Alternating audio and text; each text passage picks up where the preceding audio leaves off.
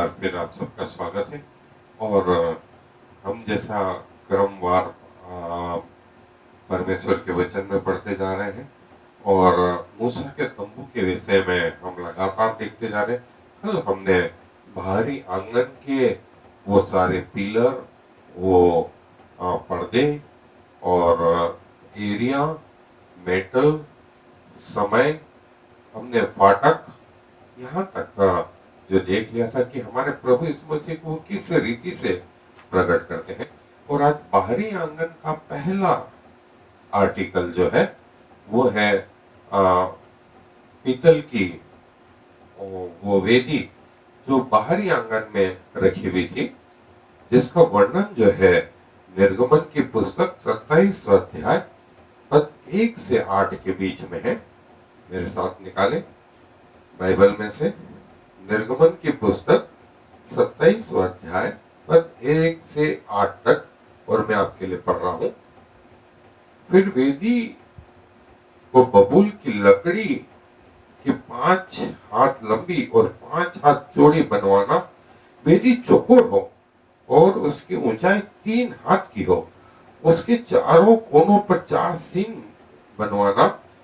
वे उस समेत एक ही टुकड़े के हों और उसे पीतल से मढ़वाना। और उसकी राख उठाने के पात्र और फावड़ियां और कटोरे और कांटे और अंगीठियां बनवाना। उसका कुल सामान पीतल का बनवाना। और उसके पीतल की जाली एक झंझरी बनवाना। उसके चारों सिरों में पीतल के 4 कड़े लगवाना। और उस जंजीरों को वेदी के चारों ओर की कंगनों के नीचे ऐसे लगवाना कि वह वेदी की ऊंचाई के मध्य तक पहुंचे। और वेदी के लिए बबूल की लकड़ी के डंडे बनवाना और उन्हें पीतल से मढ़वाना। और डंडे कड़ों में डाले जाएं, और जब जब वेदी उठाई जाए तब वे उसके दोनों अलंगों पर रहे। वेदी को तख्तों से खोखली बनवाना, जैसा वह इस पर्वत पर तुझे दिखाई गई है वैसी ही बनाई जाए। और वेदी का आकार, वेदी का मेटल, वेदी की सारी चीजें हम पूरी डिटेल में देखेंगे और वो कैसे हमारे प्रभु यीशु मसीह को और उनके आने वाले जीवन को और कलीसिया को प्रकट करती है। सो आए मेरे साथ हम वेदी के इस अध्ययन पर चले। जैसे कि हमने देखा कि जो वेदी है, ये वेदी जो है बाहरी आंगन में, और ये सबसे बड़ा पात्र था साइज में, और इसका अपना महत्व था। और वेदी से संबंधित जो है कुछ चित्र जो है हम पहले देख लेते हैं, फिर एक एक उसका डिटेल और उसके जो है महत्वपूर्ण चीजें जो है हम देखेंगे। फिर भी जो है मैं आपको थोड़ा सा शॉर्ट में बताता रहूंगा। जो वेदी है इसके ऊपर जो है वो कोई सीढ़ियां नहीं थी, क्योंकि परमेश्वर ने मना किया था कि मुझे अपने पांव या नंगापन ना दिखाना। सो ये वेदी इसलिए ऊंची दिखाई दी। वेदी चौकोर थी, 5 हाथ चौड़ी, 5 हाथ लंबी और ऊंचाई में 3 हाथ थी। और इसके बीच में जैसे हम सिगड़ी बोलते हैं, वो सिगड़ी जैसी जो है जाली थी। सो नीचे से आग लगती थी और वो आग जो है वो यहाँ पर जो बछड़े हैं, बैल हैं या भेड़ बकरियां हैं, पक्षी हैं, वो यहाँ जो है डाले जाते थे उनका मांस। इसके 4 कोने थे और ये 4 डंडे के हुक थे और 2 डंडे जो है इसमें समाये हुए थे। इसको बनाने के लिए जो है सामान का भी उपयोग किया गया था। अलग अलग सामान जो है वो उपयोग में आते थे। वो सामान भी जो है चर्च को, उसकी मिनिस्ट्री को बताते थे। सो ये वेदी जो है बबूल की लकड़ी, जिसे अंग्रेजी में सित्तीम की लकड़ी कहा गया, उस साइज में, मैंने आपको साइज बताया, 5 हाथ इंटू 5 हाथ और ऊंचाई 3 हाथ। सो 5 हाथ और 5 हाथ और चौकोर जो थी वो ये वेदी थी, और इसके बाहर भी जो है पीतल और अंदर भी पीतल, मतलब 3 लेयर थी, पीतल फिर लकड़ी और फिर पीतल, और बीच में जाली, और ये 4 इसके जो है कॉर्नर पे 4 सिंग थे। वो सिंग भी अपने आप में महत्व लिए थे। वो क्या थे हम देखेंगे। ये जैसे 4 सिंग थे, ये 4 सिंग, 4 कॉर्नर, पृथ्वी के 4 कॉर्नर, हवा के 4 कॉर्नर, नए यरूशलेम जो है वो भी चौकोर था, और जो अंदर सोने की वेदी थी वो भी ऊपर से चौकोर थी। सो ये सब चीजें जो है एक ही सिग्निफिकेंस को थी कि पृथ्वी के चारों ओर, हवाएं चारों ओर, नया यरूशलेम चारों ओर, और चारों कोने, और ये खोखली थी। खोखलापन ये बताता था कि हर, चाहे स्वर्ग में या पृथ्वी पर, हर व्यक्ति इस वेदी के लिए आमंत्रित है। और जैसा मैंने बताया, सिगड़ी जैसी इसमें जाली थी, और ये जाली जो है इसके नीचे तो आग और जो राख बनती थी वो नीचे से निकाल ली जाती थी, और राख को जो है 2 स्थानों पे, जंगली स्थानों में रोज की रोज साफ किया जाता, और फिर से लकड़ी जलाई जाती, और इस पर वो मांस जो है जलाया जाता था। सो ये बलिदान की विधि। और ये जो पात्र थे, ये पात्र भी जो है पीतल के बने हुए थे, और ये पात्र जो है ये चर्च के, न्यू टेस्टामेंट, नए नियम के चर्च के लिए जो है सिंबल का काम करते हैं। सो इनको देखेंगे हम, डिटेल में देखेंगे। और ये जो है जैसे मैंने बताया, इस वेदी में जो है 4 हुक थे, जिसमें डंडे वो जो थे, डंडे के ऊपर पीतल मड़ा हुआ था, और वो डंडे इसमें इन हुकों में डाले जाते, और जब वेदी को इधर से उधर ले जाया जाता तब याजक उन डंडों की सहायता से इन्हें उठाते थे। और ये वेदी इतनी बड़ी थी कि इसमें दूसरी चीजें भी आती थी।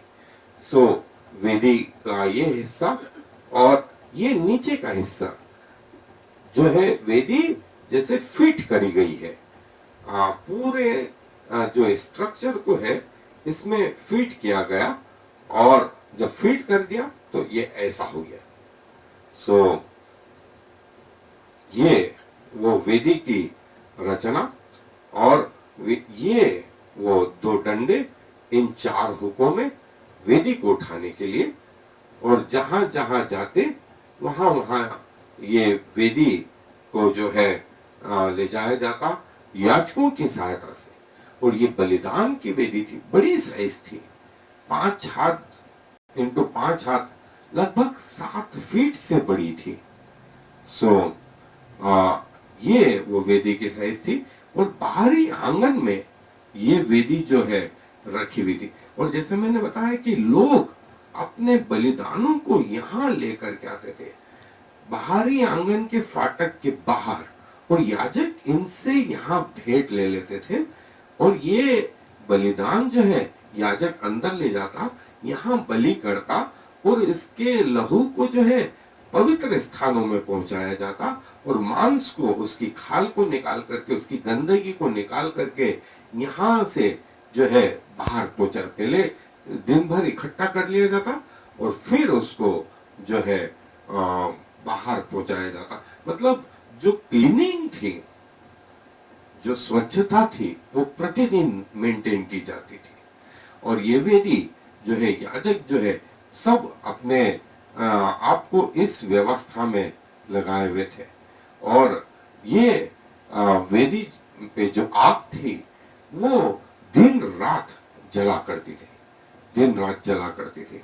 और याजक लोग भी अपने लिए जो बलिदान है, प्रतिदिन का बलिदान लाते थे, प्रतिदिन का बलिदान लाते, और एक बलिदान यहाँ चढ़ाया जाता अपने पापों की क्षमा के लिए। और फिर जो पब्लिक दिन भर में आती वो तो आती ही आती, लेकिन याजक लोग अपने लिए भी बलिदान चढ़ाते, और ये बलिदान उनको मात्र 24 घंटे तक जो है इस योग्य रखता कि वो परमेश्वर की सेवा करे। लेकिन मसीह यीशु के बाद में ये वेदियां बंद हो गई, क्योंकि मसीह यीशु का बलिदान हमेशा हमेशा के लिए पवित्र पवित्र और पवित्र रहा। फिर वेदी का कोई प्रयोजन नहीं।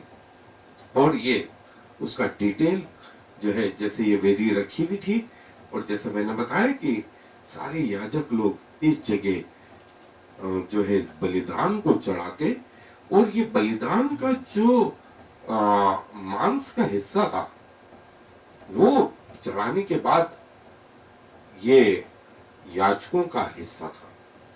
याजकों का घर में ये बढ़ जाता था। इस रीति से उस जंगल में याजक लोग जो है, जैसे मैंने बताया, उस पर सीढ़ियां नहीं थी और पूरे ढके हुए वो परमेश्वर के समीप पूरा एक ड्रेस कोड होता था, एक प्रोटोकॉल होता था। ऐसे ही साधारण भाषा में कहें, उठे सूठे नहीं आ जाते थे। सो परमेश्वर के समीप सेवा करने का एक तरीका था। वो तरीका प्रभु यीशु मसीह को पता था, इसलिए परमेश्वर ने मूसा को वो सारी व्यवस्थाएं दी, और ये बलिदान एक के बाद एक चढ़ाए जाते, फिर ये वेदी पर लाए जाते, फिर इस कटोरे में वो हाथ पांव अपने धो करके लहू को अंदर पहुंचा देते। सो बाहरी आंगन में ये वेदी जो है ऐसी थी, और इसका धुआं जो है लगातार उठता रहता था, लगातार उठता रहता था। और ये वेदी जो है, हमने एक और महत्वपूर्ण चीज देखेंगे, जब ये पूरा तंबू बन गया तो परमेश्वर की आग, परमेश्वर का तेज पूरे तंबू में भर गया। अब परमेश्वर की ओर से, मतलब स्वर्ग की आशीष पृथ्वी पर आ गई। अब पृथ्वी पर उसको मेंटेन करना ये याजकों का काम था, या आज के जमाने में कलीसिया का काम, या यूं कहे ये हमारा काम। परमेश्वर ने जो प्रज्वलित किया हमारे जीवन को, उसको मेंटेन करना हमारा काम। जैसे उद्धार प्रभु ने दिया, लेकिन मसीहत में बने रहना, उसमें प्रभु हमारी रक्षा करते हैं, प्रभु हमारे चारों और हमारे अंदर है, लेकिन उसे डेवलप करना हमारा काम। सो ये वो वेदी, और ये वो बलिदान चढ़ाए जा रहे, और ये वो धोने का पात्र, और ये पहला जो है हिस्सा जहां से हाथ पांव धो करके परमेश्वर के इस पवित्र स्थान में प्रवेश किया जाता। और ये सारे इजरायली लोग जमे हुए, सारे इजरायली लोग, और मैंने बताया चाहे वे पूरब रहे, पश्चिम रहे, उत्तर दक्षिण रहे, हर के मुंह, हर के दरवाजे इस भवन की ओर, इस तंबू की ओर रहते थे, क्योंकि रात में जो आग का खंबा था उससे इनके घरों की रोशनी होती थी।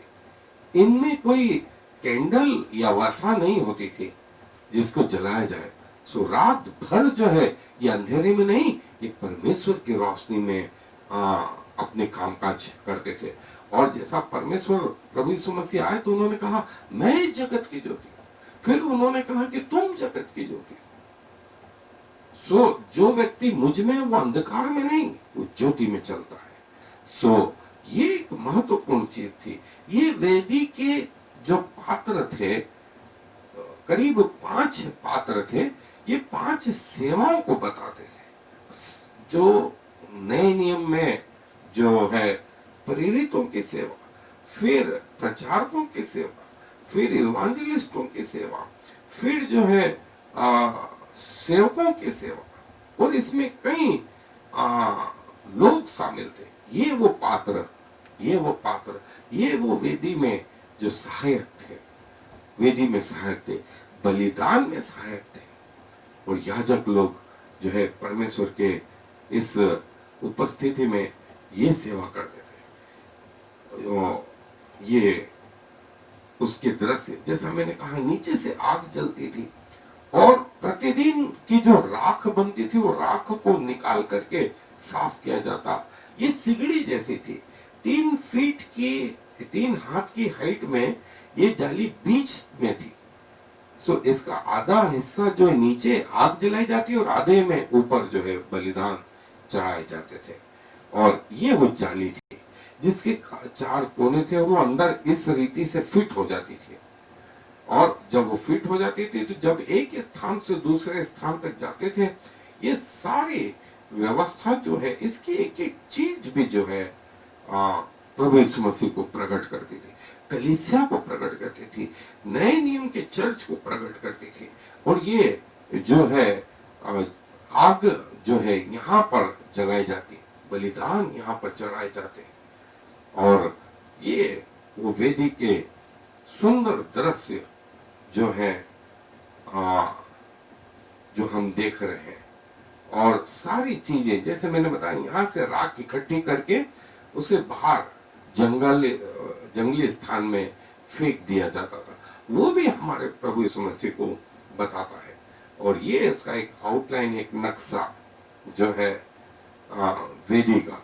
सो वेदी जो है जंगल में इस रीति से जो है स्थापित की गई। और कल हमने भारी आंगन देख लिया था, आज वेदी का कुछ हिस्सा देख रहे हैं।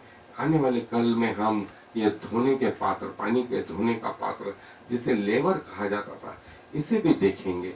सो ये वो लेवर, ये वो वेदी, और इसकी जो प्रतीकात्मक जो है सेकेंडरी टेम्पल जो है वो बना चुके हैं। और इजराइल में टेम्पल इंस्टीट्यूट करके एक संस्था है जिसे आप इंटरनेट पे देख सकते हैं, उसके बारे में पूरी जानकारी ले सकते हैं। ये पात्र जो है वैसे के वैसे ही फिर से बना लिए गए कि परमेश्वर का तीसरा भवन जो है फिर से तैयार होगा, ऐसा इजरायली रब्बियों का कहना है। 160 बार से ज्यादा तीसरे भवन के बारे में भविष्यवाणी करी गई। सो उन्होंने कहा यदि हम नहीं तो हमारी जनरेशन, हमारी पीढ़ियां इस भवन को पूरा करेंगी। भवन की तैयारी के लिए उन्होंने सारी चीजें तैयार कर दी, सारी चीजें। अब वो समय का इंतजार है कि जब वो समय आए तो ये वेदी, ये तंबू, ये मंदिर फिर से बनाया जाए और फिर से परमेश्वर की आराधना वैसे ही आरंभ हो जैसे वो मूसा के समय में थी। हालांकि हमें ये मालूम है कि ये प्रतीकात्मक चिन्ह है और कैसे ये वेदी जो है परमेश्वर के बेटे प्रभु यीशु मसीह के बारे में प्रकट करते थे, उसको अब हम एक एक डिटेल उसका देखेंगे। सो आए मेरे साथ। सो बाइबल में जो है ये पहली अल्टर जो थी, पहली वेदी थी में बताया गया। लेकिन इसके पहले भी वेदियों का वर्णन जो है बाइबल में आया हुआ है। उत्पत्ति की पुस्तक 3 अध्याय 21 से 24 आयत में, जहां पर पहला सेक्रीफाइस जो है, पहला बलिदान जो है, परमेश्वर ने स्वयं उस अदन के बगीचे में आदम के पाप के बाद किया और उनको वस्त्र पहनाए, चमड़े के वस्त्र पहनाए। फिर हाबिल ने जो है वेदी बनाई थी, फिर नूह ने वेदी बनाई, अब्राहम ने वेदी बनाई, इसाक ने वेदी बनाई, याकूब ने वेदी बनाई। और जो है परमेश्वर ने कहा कि इजरायली जो है वेदी बनाए और ये वेदी जो है पृथ्वी पर परमेश्वर का से संपर्क स्थापित करने के लिए, परमेश्वर को बलिदान चढ़ाने के लिए जो है बनाया जाए। और ये वेदी जो है वो जो है पत्थरों की, जिन पे औजार नहीं चले हुए हों, ऐसे पत्थरों के बनाए। और परमेश्वर ने जो है मूसा को जो वेदी बताई, जिसमें जैसा मैंने बताया कि कोई चढ़ाव नहीं, सीढ़ियां नहीं, और ये बताता था, ये स्लोप या रैंप जो बताता था वो ये बताता था कि परमेश्वर को जो है याजक जब उस पे चढ़े तो उनका नंगापन न देखना पड़े। सो ये वो वेदी की बात थी। और फिर वेदी जो है, इस मूसा के तंबू में दो वेदी थी।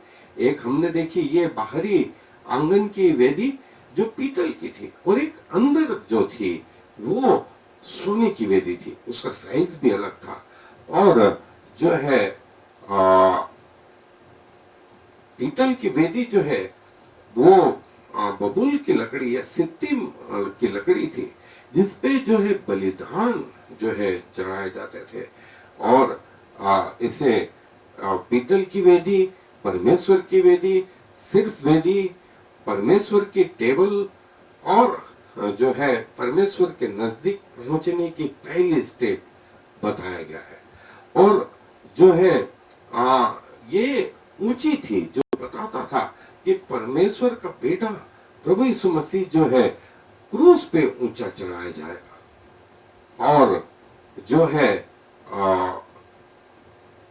इसका मतलब होता है हिब्रू में एक बलिदान का स्थान, और कलवरी पर प्रभु यीशु मसीह ऊंचे पर चढ़ाए गए।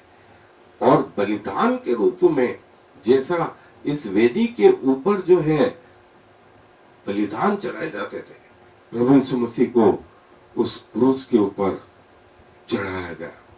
और हमने बार बार देखा बबुल की लकड़ी जो है वो सित्तिम वुड जो है वो अंग्रेजी में, लेकिन सित्तिम वुड से जो है न सिर्फ वाचा का संदूक, वरन भेंट की रोटी की टेबल, और जो है वो सोने की वेदी, और वो खंबे और पिलर, ये सब जो है इस लकड़ी के बनाए गए। ये लकड़ी जो है सफेद और टिकाऊ होती थी। ये बड़ी जल्दी नाश नहीं होती थी, नष्ट नहीं होती थी। ये जो है यदि समाप्त होती थी तो वो पाप के कारण, कीड़े लगने के कारण। और प्रभु जो है इस वेदी के द्वारा, इस लकड़ी के द्वारा प्रभु की लाइफ को बताया गया है कि हमारा प्रभु यीशु मसीह जो है वो उस क्रूस पे जो लकड़ी का था लटकाया गया, मारा गया। और जो है वो क्रॉस जो है वो उसके बाद वो पुनरुत्थान को भी बताता।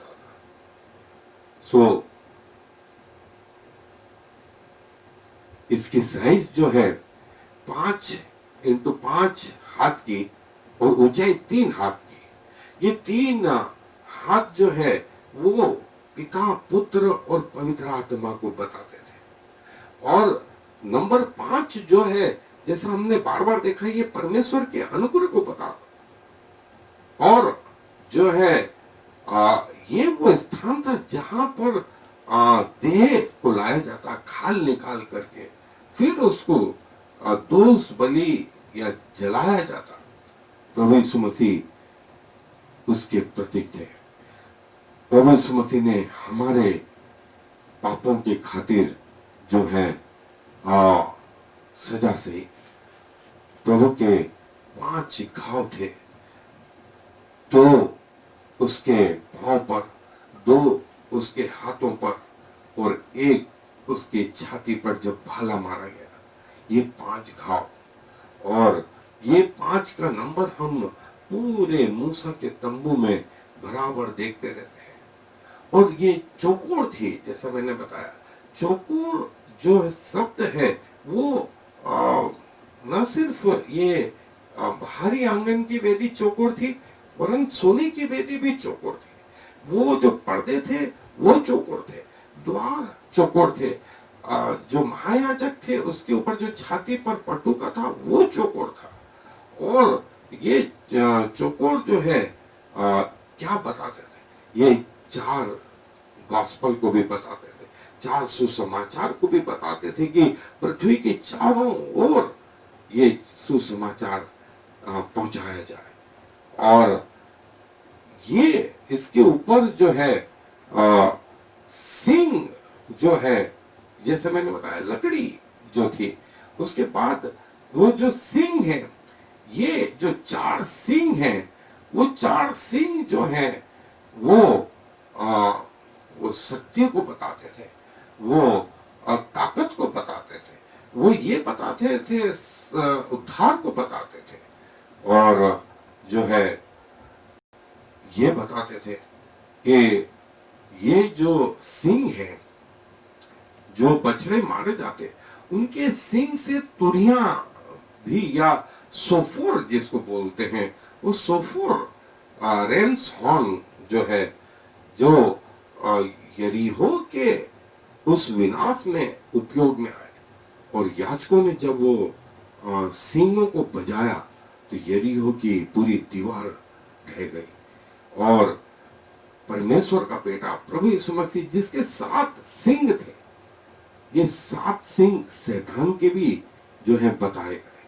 शैतान के भी जो है उसने भी अपने आप को परमेश्वर के पैरेलल किया।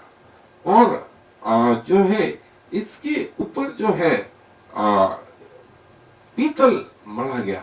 न सिर्फ ये पीतल जो है बाहर की ओर, वरन ये अंदर की ओर था। मतलब 3 लेयर, बाहरी पीतल की लेयर, फिर लकड़ी और फिर पीतल। सो ये 3 चीज जो है वो 3 पिता, पुत्र और पवित्र आत्मा को बताती है। फिर पीतल जो है वो पाप को भी बताता था। फिर पीतल जो है ताकत को भी बताता था और वो न्याय को भी बताता था।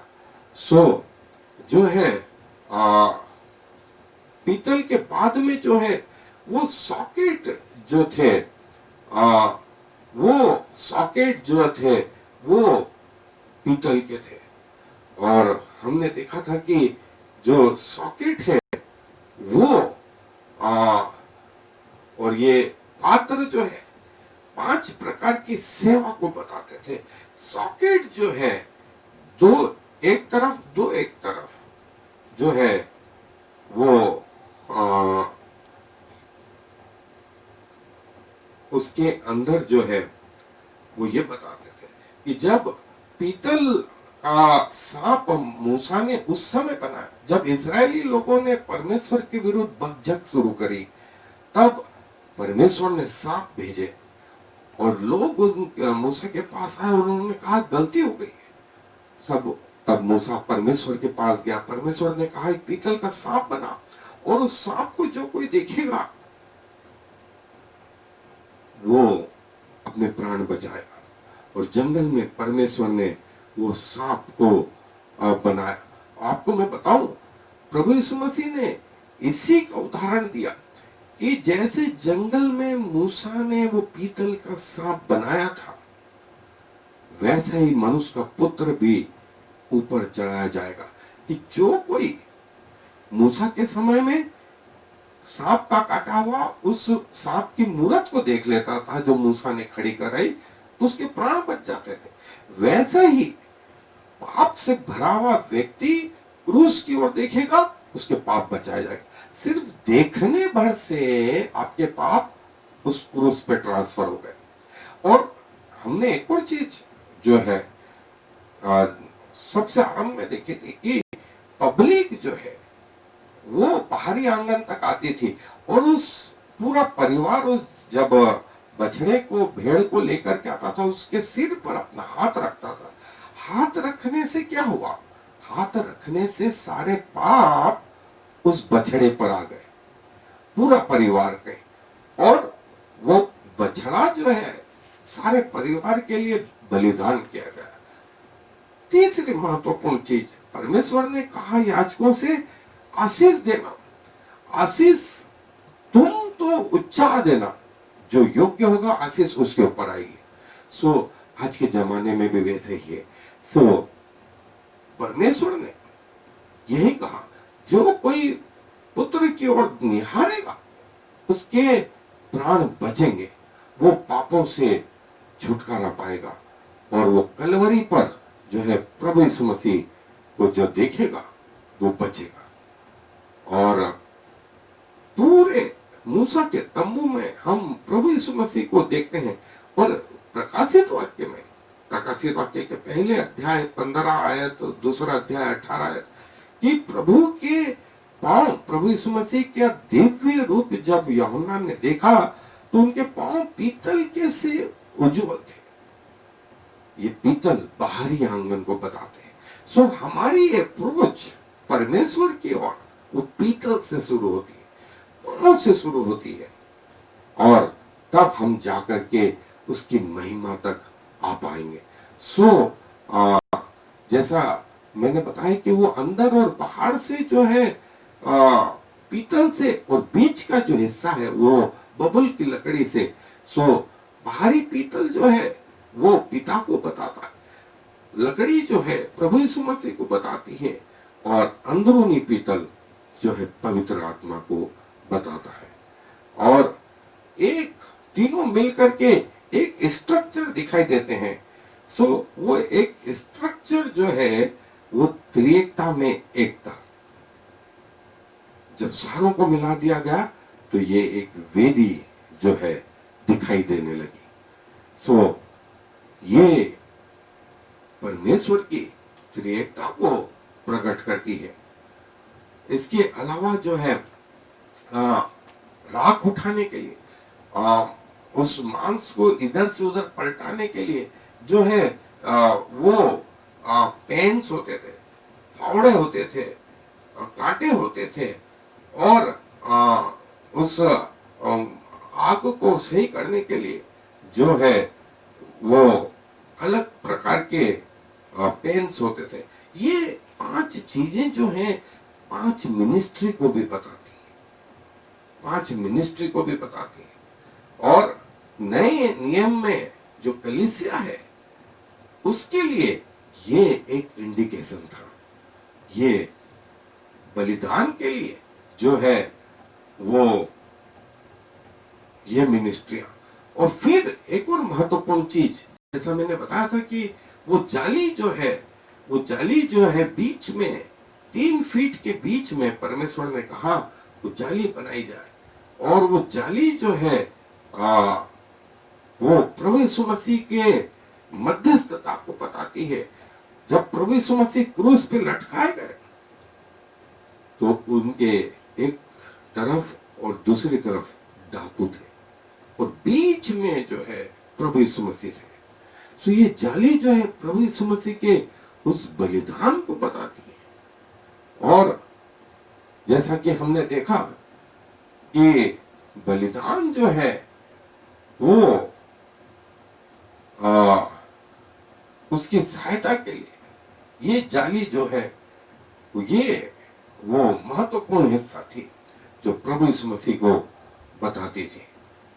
सो ये न्याय सिंहासन पर जो है प्रभु यीशु मसीह को बताती थी, और ये जो है इसकी 4 रिंगे थी जो 4 कॉर्नर को बताती हैं। जो रिंगे थी जाली की, ये 4 रिंगे फिर वही 4 कॉर्नर को बताती थी कि न सिर्फ ये 4 रिंगे इस वेदी में थी, परंतु उस भेंट की टेबल पर भी थी। वो 4 रिंगे जो है वाचा के संदूक में थी। ये क्या बताते थे? ये एंडलेसनेस को, अनंतता को बताते थे, और ये इटर्निटी को बताते थे। ये परमेश्वर की अनंतता को बताती है, और ये बताते हैं कि परमेश्वर ज्योति है, परमेश्वर प्रेम है, परमेश्वर एक भस्म करने वाली आग है, परमेश्वर आत्मा है। नए नियम में ये 4 कॉर्नर जाली के परमेश्वर के 4 गुण बताते हैं, और ये 4 जो चीजें हैं वो ये बताते हैं कि उसकी दया को, उसकी सत्यता को, उसकी धार्मिकता को, और उसकी जो है पीस को, उसकी शांति को बताती हैं। और ये परफेक्ट बैलेंस में, ये किसी भी चीज को उठाने में बिल्कुल परफेक्ट रखते थे। ऐसा ना हो कि गिर पड़े, ऐसा ना हो कि गिर पड़े। और इस जाली के अंदर जो है ये लकड़ी और उसके ऊपर जो है पीतल लगाया जाए, और इनसे फिट करके जब भी इधर उधर जाना हो तो ये डंडों के जरिए उसे उठाया जाए। ये डंडे जो है ये जो है ये बताते थे कि ये एक स्थायी जगह नहीं है। पृथ्वी पर हमारा घर स्थायी नहीं है। हमारा घर जो है वो स्वर्ग में है।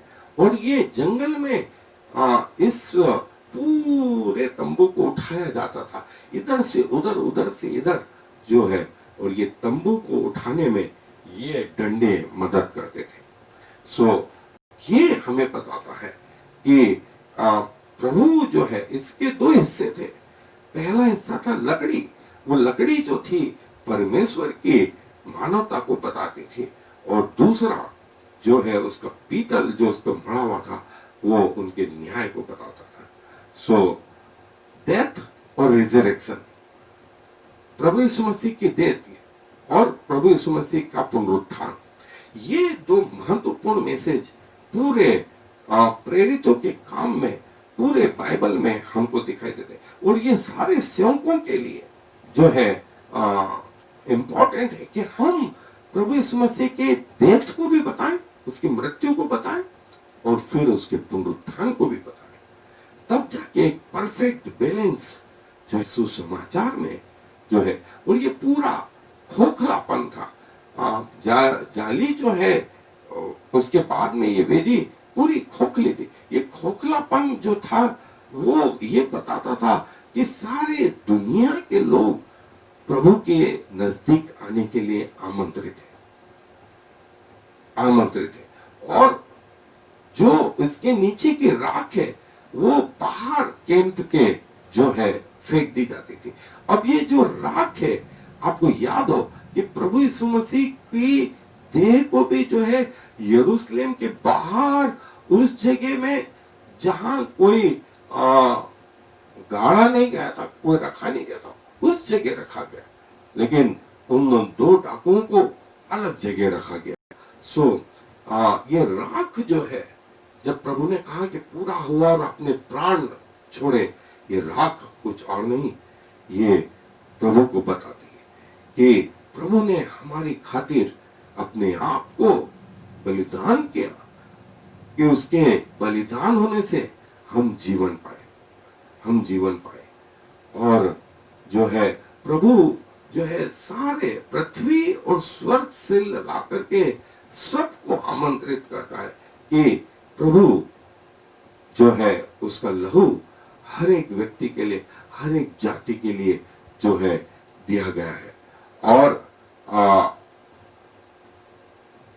जो पूरा वेदी बनाई गई वो परमेश्वर के विजडम से, परमेश्वर ने बुद्धि दी, परमेश्वर ने अपनी आत्मा दी, और जो कुछ भी बना वो परमेश्वर के अनुसार बना, क्योंकि परमेश्वर का बेटा इस वेदी के द्वारा प्रकट होता था। इसके जो कवरिंग थे, वो कवरिंग जो है वो भी बहुत महत्वपूर्ण थे।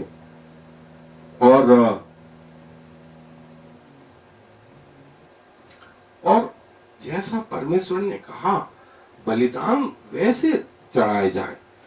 कोरह और दातान ने जो है परमेश्वर के अनुसार अपने आप को प्रेजेंट नहीं किया, और उसके अनुसार जो है वे लोग नहीं चले, तो परमेश्वर ने उनको वहीं मार डाला। सो ये हम सब के लिए भी एक लेसन है कि यदि हम परमेश्वर के नजदीक उसकी आज्ञाओं के अनुसार नहीं आए, उसके अनुसार, उसके नियम कानून कायदों के अनुसार नहीं आए, सो हम अपने जीवनों का खुद नाश करेंगे। लेकिन एक और महत्वपूर्ण चीज थी, जब अल्टर को एक जगह से दूसरी जगह ले जाया जाता तो उसके ऊपर जो है पर्पल कलर का जो है वो कपड़ा डाला जाता, और पर्पल कलर जो है वो राजसी बात को बताता है, राजसी घराने को बताता है। और पर्पल रंग बनता कैसे? वो नीले कलर और लाल कलर से मिल करके बनता है, और यही एकमात्र पात्र था जो पर्पल कलर से जो है वो ढका हुआ था। बाकी के दूसरे पात्र अलग अलग कलरों से ढके हुए थे। ये क्या बताता था कि ये प्रभु यीशु मसीह के मनुष्य होने को और उसके परमेश्वर होने को भी बताता था। जैसे मैंने बताया, ब्लू कलर और लाल कलर से मिल करके ये पर्पल कलर बनता है। सो प्रभु यीशु मसीह के दो नेचर, कि वो मनुष्य है और वो परमेश्वर है। और प्रभु यीशु मसीह को जो है यही बैंगनी रस वस्त्र जो है ये क्रूस के समय भी पहनाया गया, जहां उन्होंने अनायास इस बात को डिक्लेयर करा कि प्रभु जो है वो राजाओं का राजा और प्रभुओं का प्रभु है।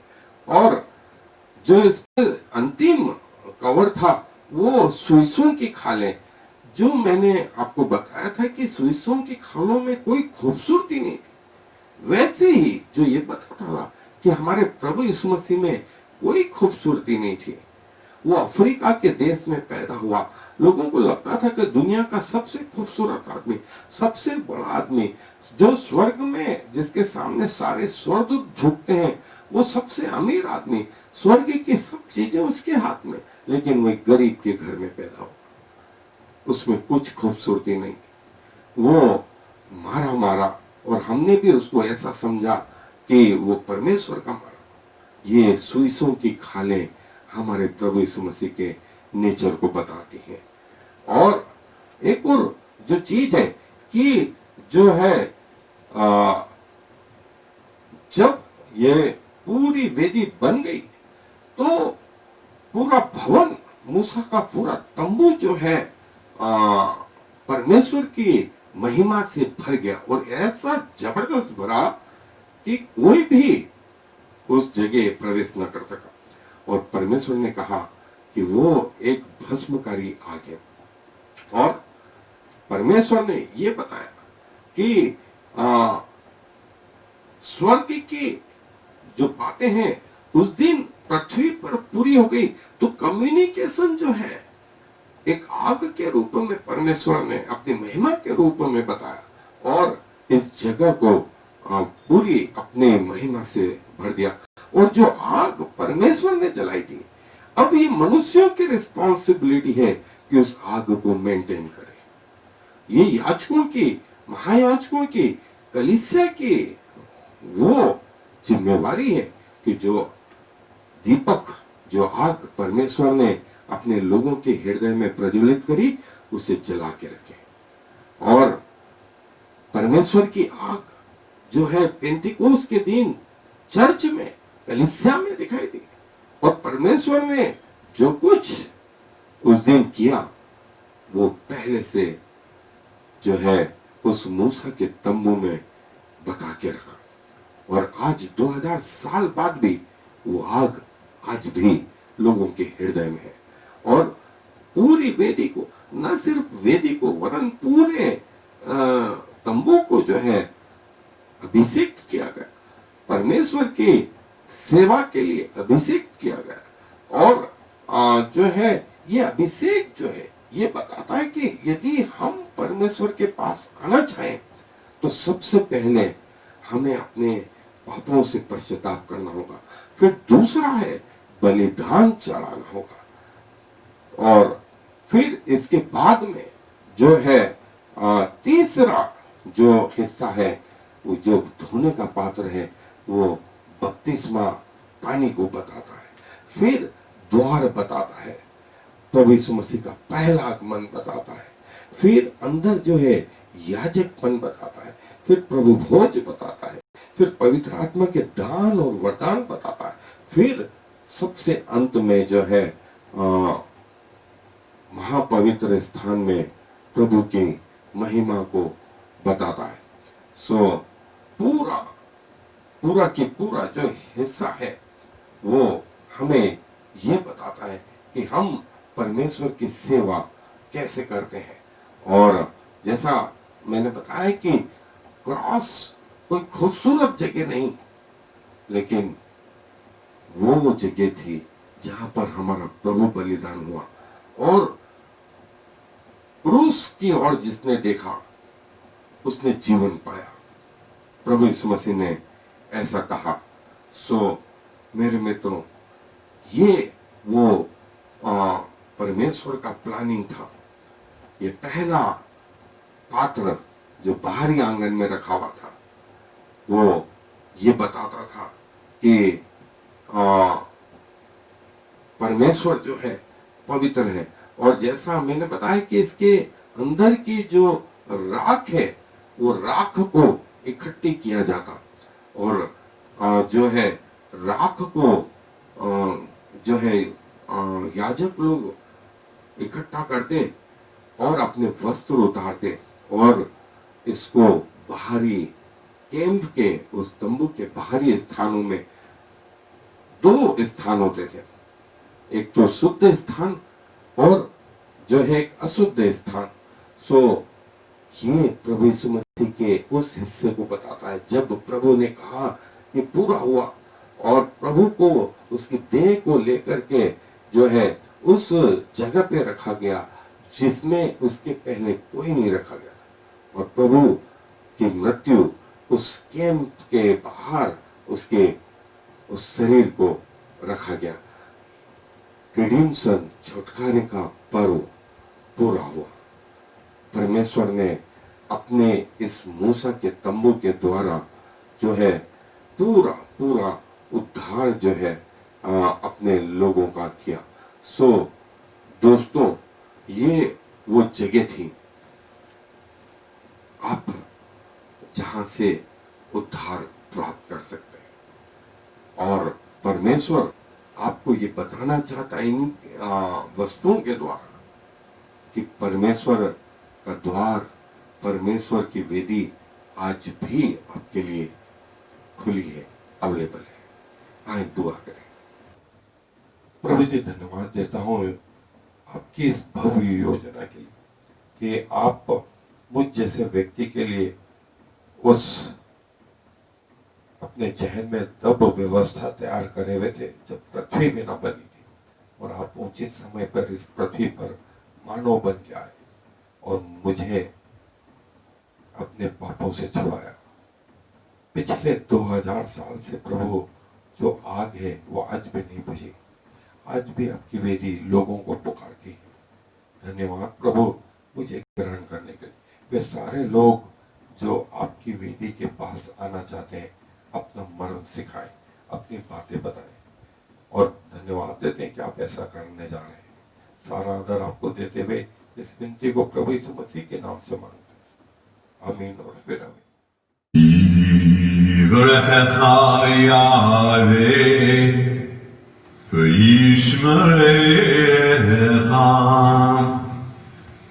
Ya'er Yahweh v'chunecha Yisa Yahweh panav lecha v'yasem lecha Shalom. May the Lord bless you and protect you. May the Lord smile on you and be gracious to you. May the Lord show you his favor and give you his peace.